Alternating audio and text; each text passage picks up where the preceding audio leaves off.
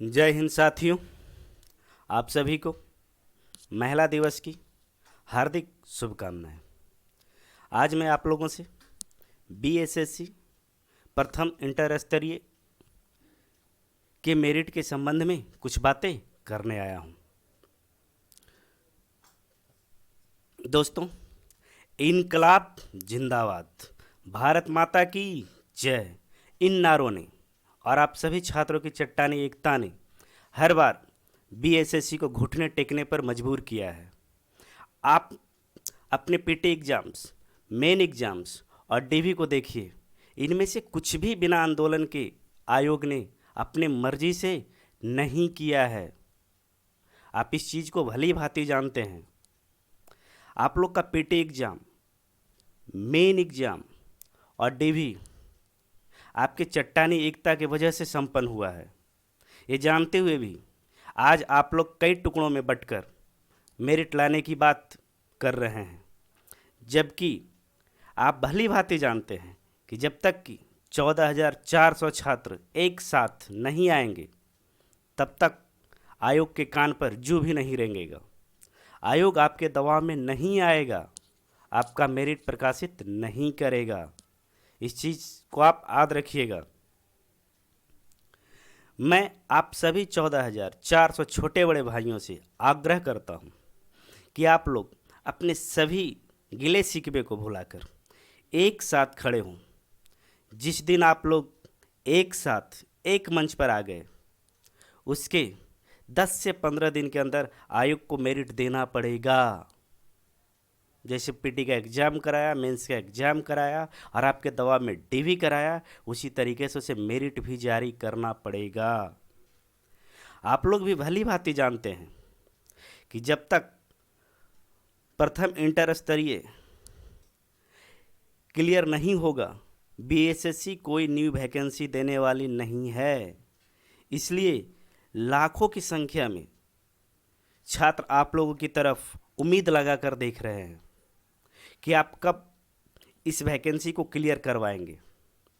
आप लोग इंतज़ार कर रहे अपने छोटे भाइयों की उम्मीद पर खरे उतरिए और 2014 से न्यू वैकेंसी की चल रहे इंतज़ार को ख़त्म करने में अपना योगदान दीजिए। साथ ही हमारे बहुत से साथी डीवी में नहीं आ पाए हैं, वो भी अगली वैकेंसी का इंतज़ार कर रहे हैं। हमें उनके भावनाओं का भी ख्याल रखना है। जैसे ही वैकेंसी क्लियर होगी, न्यू वैकेंसी आएगी, वो फिर से लग जाएंगे। वो भी डिप्रेस्ड हैं, उनके डिप्रेशन का आलम बहुत ज़्यादा है। हालांकि उसमें कुछ लोग तो मजाक उड़ाते हैं, लेकिन हालात यही है कि जितने सफल विद्यार्थी अभी डिप्रेशन में हैं, उतने ही डिप्रेशन में असफल विद्यार्थी भी हैं। हाँ, सफल विद्यार्थियों का डिप्रेशन पिछले कुछ दिनों में बहुत ज़्यादा बढ़ गया है। कई लोग तो अजीब अजीब बात करने लगे हैं। ठीक है, तो चलिए अब हम लोग कुछ प्रश्नों को देखते हैं जो लगभग सभी छात्रों के मन में कई दिनों से बेचैनी पैदा कर दिया है। कई छात्रों से बात होती है तो उनका कहना है कि रात में नींद भी नहीं आती है। पड़ोसी लोग पूछता है कि तुम्हारा नौकरी तो हो गया था, तो अभी घर पर क्या कर रहा है? नौकरी सच में हुआ था या झूठ के फेंक रहा था? उनका जवाब छात्रों के पास नहीं है, क्योंकि मामला माननीय उच्च न्यायालय में निलंबित है। लंबित है, ठीक है, निलंबित नहीं, लंबित है।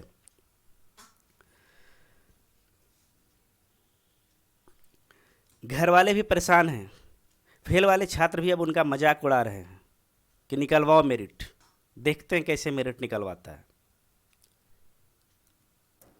आपस में फूट गए हो, क्या मेरिट निकालोगे तुम लोग? कई छात्रों ने यहाँ तक कहा कि सर, इस बार अगर होली से पहले मेरिट नहीं आया तो होली में घर भी नहीं जाएंगे। हाँ, एक छात्र की बात बताना भूल गया। उस छात्र ने कहा, सर, नौकरी के नाम पे घर वालों ने शादी तय कर रखा है। अब जब तक ज्वाइनिंग होगा नहीं तब तक शादी होगा नहीं। लड़की वाले परेशान कर रहे हैं, समाज के लोग मजाक उड़ा रहे हैं। पिताजी को भी बोलते हैं, जब बेटा का नौकरी नहीं हुआ था तो फिर क्यों नौकरी के नाम पे शादी तय कर लिया? स्थितियां बदतर हो चुकी हैं, लोग परेशान हैं और इस परेशानी से हम लोग को मिलकर ही निकलना होगा। जब तक हम लोग इसका कोई सॉल्यूशन नहीं निकाल लेते, सब लोग परेशान हैं। चलिए अब हम लोग मेरिट निकालने में क्या क्या बाधाएं हैं उस पर चर्चा करते हैं। पहला, क्या विधि आयोग ने न्यूएंशियल मान कर दिया है? पहला, क्या विधि आयोग ने न्यूएंशियल मान कर दिया है? दूसरा, बीएसएससी का फाइनल मेरिट कब तक आएगा? ये भी एक प्रश्न है लोगों के बीच। ठीक है। तीसरा, अगर बात करें तो माननीय उच्च न्यायालय में केस की सुनवाई क्यों नहीं हो रही है? माननीय उच्च न्यायालय में केस की सुनवाई क्यों नहीं हो रही है? ये भी लोगों को परेशान करके रखा है। अगर चौथे की बात करें तो फिंगर मिसमैच का मेरिट पर क्या प्रभाव पड़ेगा? क्योंकि फिंगर मिसमैच का भी केस माननीय उच्च न्यायालय में है। मूलतः 4 प्रश्न ये लोग बार बार फोन करके पूछ रहे हैं, तो यथासंभव जितना जानकारी है मैं इन सवालों का जवाब ढूंढने का कोशिश कर रहा हूं। पहला सवाल, क्या विधि आयोग ने न्यूएंशियल मान कर दिया है? जहां तक मुझे जानकारी है, आयोग ने विधि आयोग को डीवी के समय ही न्यूएंशियल के मुद्दे पर परामर्श मांगा था। तो विधि आयोग ने अपने परामर्श में आयोग को लिखा है कि न्यू एनसीएल हो या ओल्ड एनसीएल हो, इसके आधार पे किसी भी विद्यार्थी को बाहर नहीं किया जा सकता है, उनके नौकरी से वंचित नहीं किया जा सकता है। ठीक है, मैं उस पत्र को पढ़ा भी हूँ, लेकिन मैं इसके सत्यता की पुष्टि नहीं करता हूँ क्योंकि एक कॉन्फिडेंशियल मामला है।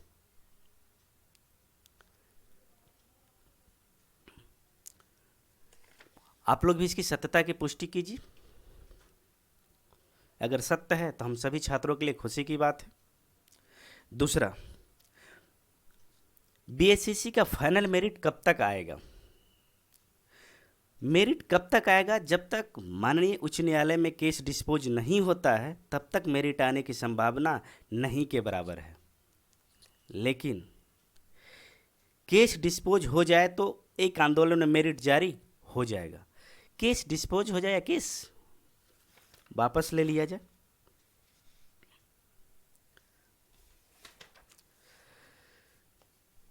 तीसरा,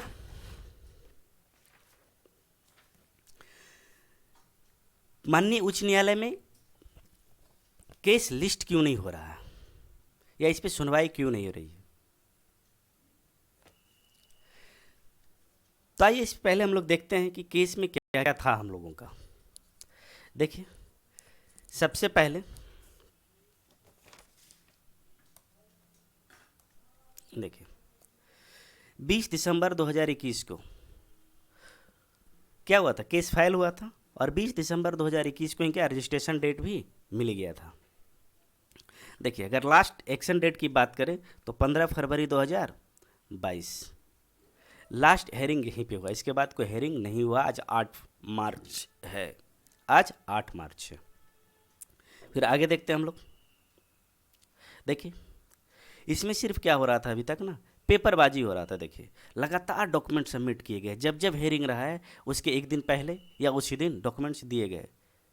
शायद यही एक वजह है कि अभी तक कोई हेयरिंग नहीं हो पाया है सही से। लेकिन अब डॉक्यूमेंटेशन बंद हो गया। अब सारे पक्ष डॉक्यूमेंट्स देना बंद कर दिए हैं, तो उम्मीद है कि सुनवाई हो जाए। आगे देखते हैं आगे प्रक्रिया क्या हुआ था। तो 22 दिसंबर 2021 को पहला हेयरिंग था और उस दिन हुआ कुछ नहीं। 23 तारीख का डेट मिल गया। फिर आगे देखिए क्या होता है। फिर 24 तारीख को हेयरिंग हुआ हम लोग का और उसमें एक ओरल ऑर्डर आया। 24 तारीख को एक ओरल ऑर्डर आया। ठीक है, और अभी तक हम लोग का केस पी वैजंत्री सर देख रहे थे। लेकिन इसके 24 तारीख को आशुतोष सर इस केस को देख रहे थे। देखिए 24 तारीख को जो ऑर्डर आया था उसमें मुख्य रूप से था क्या, उसको देखते हैं हम लोग। देखिए 24 तारीख को जो ऑर्डर आया था उसमें था कि the staff selection commission shall not insist for the caste certificate of the year, ठीक है, 2014 और 2016 as the case may be from the candidates. जो कैंडिडेट्स का कहना है कि 2014 और 2016 के पहले का कास्ट सर्टिफिकेट ना मांगा जाए, ठीक है। यहाँ कास्ट ही मेंशन है, जबकि चर्चा न्यू एनसीएल का भी था, ठीक है, तो नहीं मांगा जाए। कोर्ट ने माननीय उच्च न्यायालय ने साफ साफ कहा कि 2014 और 2016 का यानी कि आप सर्टिफिकेट के लिए दबाव नहीं डाल सकते, देखिए नहीं कर सकते हैं। साथ ही उन्होंने एक और जजमेंट दिया। उनका कहना था कि any final decision taken by the respondent in this regard shall be subject to the outcome of the present writ petition. इसका कहना है कि जब तक इस पिटीशन का जो रिट पिटीशन बच्चों ने डाला था 20 दिसंबर को, जब तक इसका फाइनल आउटकम नहीं आ जाता है तब तक इस पर कोई डिसीजन नहीं लिया जा सकता है। आयोग ने 24 तारीख माननीय उच्च न्यायालय ने 24 तारीख को अपने अंतरिम ऑर्डर में यही कहा। उस समय जज हमारे थे आशुतोष सर, ठीक है। उसके बाद देखिए क्या हुआ आगे का। फिर नेक्स्ट हेयरिंग हम लोग को मिला 11 जनवरी को। 11 जनवरी कुछ नहीं हुआ, डॉक्यूमेंट सब लोग सबमिट कर दे, इसलिए कोई हेयरिंग ही नहीं हुआ, टाइम ले लिया गया। अब जिसके तरफ से लिया गया, पिटिशनर कहते हैं आयोग ने ले लिया, बच्चे कहते हैं पिटिशनर ने ले लिया। हाँ, एक बात ये भी सत्य है कि पिटिशनर लोग डेट के समय जब डेट हेयरिंग का डेट था तब तक उन्होंने क्या किया, डॉक्यूमेंट सबमिट किया। तो एक गलती उनकी तो बनती है कि उन्होंने गलत किया, लेकिन अब उन लोग मान चुके कि अब हम लोग कोई डॉक्यूमेंट नहीं देंगे। तो चलिए देर आए दुरुस्त आए, अच्छी बात है, वो भी हमारे साथी ही हैं। फिर देखिए 11 तारीख के बाद जो 8 फरवरी का डेट मिला, उस दिन क्या हुआ, उस दिन देखते हैं हम लोग। देखिए 8 फरवरी को क्या हुआ कि 8 फरवरी को फिर हेयरिंग हुआ और इस दिन हम लोग का केस क्या कर दिया गया, रिलिस्ट कर दिया है। किस तारीख के लिए, 15 फरवरी के लिए। 8 तारीख को भी कोई हेयरिंग नहीं हुआ। 15 तारीख के लिए अपना केस क्या हो गया, रिलिस्ट हो गया। अब देखिए 15 तारीख के बाद, ठीक है, तो 15 तारीख को भी हेयरिंग हुआ और उस दिन क्या कर दिया, केस को फिर से रिलिस्ट किया गया। कब, 2 मार्च के लिए। कहा गया कि आयोग का वकील नहीं आया, ठीक है, वगैरह और काफ़ी कुछ कहा गया। छोड़िए, पुरानी बात को उखाड़ने से कोई बात गड़े मुर्दे नहीं उखाड़ने हैं। अब जहाँ हम लोग वहीं से करेंगे। देखिए पी वैजयंत्री सर ही देख रहे हैं इस चीज़ को। अब 2 तारीख को हम लोग का हेयरिंग होना था, 2 तारीख को केस लिस्ट ही नहीं हुआ, 2 मार्च को अपना केस लिस्ट ही नहीं हुआ। फिर बात कही गई पिटिशनर के द्वारा कि हम लोग कोशिश कर रहे हैं कि इसको करा ले, ठीक है। बात हुई 7 तारीख को केस रिलिस्ट हो जाएगा, नहीं हुआ। आज फिर हम लोग उम्मीद करते हैं कि शायद आज वो लोग सफल हो जाएं इस केस को क्या लिस्टिंग कराने में, ताकि 9 मार्च को सुनवाई हो सके। हम लोग यही उम्मीद लगा सकते हैं। अभी तक सारा केस डिटेल हम लोग देख लिए, ठीक। इसमें किसका गलती है नहीं गलती है उस चीज़ को छोड़ते हैं, क्योंकि अब हम लोग को मेरिट पे ध्यान देना है हर सारे लोग को। चलिए वो लोग भी संभल गए हैं। अब बाकी जो भी बच्चे इंटरवेन करने वाले थे, इंटरवेन करने के लिए भी फंडिंग हुआ था, काफ़ी कुछ हुआ, लेकिन बाकी सब लोग स्वतः रिटर्न कर दिया गया है सबको, ठीक है। और आगे कुछ ऐसा ज़रूरत पड़ेगा तो फिर सहयोग लिया जाएगा सब लोग से। लेकिन उम्मीद करते हैं कि पिटिशनर की तरफ से जो रिस्पांस आ रहा है उसके अनुसार इसकी नौबत ना पड़े। तो केस डिटेल तो हम लोग देख लिए। अब क्या क्या हो सकता है, अब देखते हैं आखिर केस लिस्ट क्यों नहीं हो पा रहा, ठीक है। तो अब हम लोग एक चर्चा कर लेते हैं कि केस लिस्ट करने में परेशानी क्या क्या हो रही है। कुछ छात्रों को कहना है कि पिटिशनर लोग एक्टिव नहीं है, ठीक है। कुछ छात्र कह रहे हैं पिटिशनर एक्टिव नहीं है। भाई पिटिशनर एक्टिव हैं, ऐसी बात नहीं कि एक्टिव नहीं है। हाँ, थोड़े वो राजनीतिक प्रभाव में आ गए थे, ठीक है, लेकिन उनको भी समझ में आ रहा है कि आखिर नौकरी उन्हीं की है, इसलिए वो भी एक्टिव हैं, कोशिश कर रहे हैं लोग। और अभी फ़िलहाल हम लोग कुछ भरोसा ही करेंगे उन लोगों पे, देखते हैं, कुछ समय देते हैं। अगर नहीं कर पाते हैं लोग तो फिर हम लोग कोशिश करेंगे, कुछ और रास्ता निकालेंगे। इसलिए मुझे नहीं लगता है कि पिटिशनर एक्टिव नहीं है, वो एक्टिव हैं, काम कर रहे हैं। कुछ छात्रों का कहना है कि लगता है कि वकील को पैसा नहीं दिया गया है, इसलिए केस लिस्ट नहीं हो रहा है। इसमें कितनी सच्चाई है मुझे नहीं मालूम। अगर इसमें कुछ सच्चाई है तो मैं चाहता हूं कि पिटिशनर भाई लोग एक बार खुलकर बात को सभी छात्रों के बीच रखें। मुझे उम्मीद है कि पैसे का प्रॉब्लम को छात्र सॉल्व कर देंगे। पैसे वाला कोई मैटर नहीं है। एक बार लोग खुल के तो आए कि भाई ठीक है, पैसे की ज़रूरत पड़ रहा है, वकील मैम को पैसा घट गया है, देना है कुछ पैसा, तो छात्र कंट्रीब्यूट कर देंगे। इसमें कोई बड़ी बात नहीं, हो जाएगा। अगर ऐसी कोई वाकई में परेशानी है तो आगे आना चाहिए। फिर कुछ लोगों का कहना कि अगर आयोग ने न्यू इनिशियल मान कर दिया तो केस वापस कर लेना चाहिए। हाँ, मेरे समझ से भी ऐसा किया जा सकता है, लेकिन जब तक न्यू इनिशियल मान है इसकी सत्यता की जांच नहीं कर ली जाती है तब तक ऐसा करना पिटिशनर के लिए आसान नहीं होगा, क्योंकि पिटिशनर पे भी काफ़ी लोग भरोसा करके बैठे हैं, तो उनके भरोसा को पिटिशनर नहीं तोड़ सकते, ये भी आप समझ सकते हैं। उनको भी नौकरी चाहिए। तो अगर पुष्टि हो जाती इस बात की तो अति उत्तम है। ठीक है, लेकिन मेरा एक राय है कि अगर न्यू इनिशियल मान हो गया है तो मैं चाहूँगा कि पिटिशनर लोग केस वापस ले लें। इसमें अगर कोई परेशानी है तो सभी छात्र मिलकर एक फिजिकल बैठक कर सकते हैं कहीं पे भी, और जो भी बात बनेगी उस पर निर्णय लिया जाएगा। फिर देखते हैं, कुछ छात्र का कहना है कि वकील मैडम बदमाशी कर रही है। उनका तर्क है कि एक ही वकील एक ही केस पर एक ही जज से मेरिट पर स्टे और फाइनल मेरिट के लिए बात नहीं कर सकता है। ठीक है, तो इस बात से तो भाई हम भी सहमत हैं, क्योंकि फिंगर मिसमैच का जो केस है, फिंगर मिसमैच का केस भी देखिए, उसको देखते हैं क्या है फिंगर मिसमैच का केस। देखिए फिंगर मिसमैच का केस है ये। यहाँ भी वकील कौन है? अलका वर्मा ही है। यहाँ भी वकील कौन है? अलका वर्मा ही है। ठीक है, और इधर बिहार स्टाफ सिलेक्शन कमीशन है। तो अलका वर्मा, अगर जहाँ तक मुझे जानकारी मिली है कि फिंगर मिसमैच वालों ने फाइनल मेरिट पर स्टे का डिमांड किया है, तो अलका मैम कैसे इस बात को करेंगे भाई? दोनों क्लाइंट तो उन्हीं के हैं, दोनों क्लाइंट तो उन्हीं के हैं। अलका वर्मा किस बात के लिए जाएंगी? मेरिट पे स्टे के लिए या फिर मेरिट जारी करवाने के लिए? तो थोड़ा सा तो कन्फ्यूजन यहाँ है। अगर पिटिशनर लोग आकर इस बात को क्या करें, साफ कर दे कि क्या मामला है तो ज़्यादा अच्छा। हालांकि वो क्या साफ करेंगे, मामला तो माननीय उच्च न्यायालय का है। तो अलका तो दोनों केस लड़ रही थी, आखिर जाए किसके तरफ? ठीक है,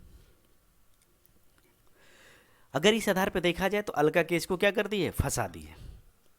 अलका मैडम केस को फंसा दी है, चूँकि वो एक तरफ स्टेप भी मांग रही है मेरिट पे, और दूसरी तरफ वो न्यू इनिशियल मान करके मेरिट देने की बात कर रही है। तो कैसे हो सकता है ऐसा? तो अंत में मैं यही कहना चाहता हूँ भाई मेरे।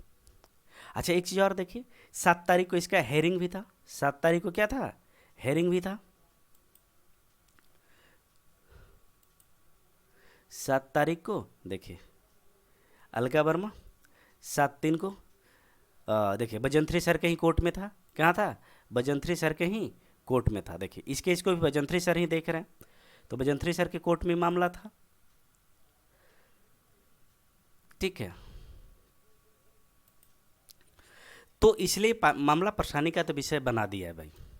अब इसको जैसे सॉल्व आउट किया जा सकता है कर ले। अलका मैम एक काम करें कि पहले एनसीएल वाले मुद्दे को साफ कर ले, फिर उसके बाद फिंगर मिसमैच वाले केस को वो आगे करते रहे। सुनने में तो आया कि फिंगर मिसमैच पे कोई डिसीजन नहीं हुआ है और ना ही कोई नया डेट मिला है। चलिए, वीडियो भी थोड़ा लंबा हो गया, तो अंत में आप सभी 14,400 छोटे बड़े भाइयों से अनुरोध करता हूं कि आप लोग न्यू एनसीएल के मान्य होने की सत्यता का जांच करें।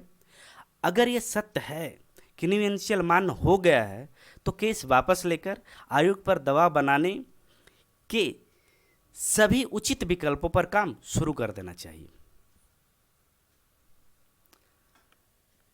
और हमारे समझ से यही उचित भी होगा। तो चलिए, अब हम अपने इस बातचीत के सफ़र को यहीं समाप्त करते हैं। जय हिंद, भारत माता की जय।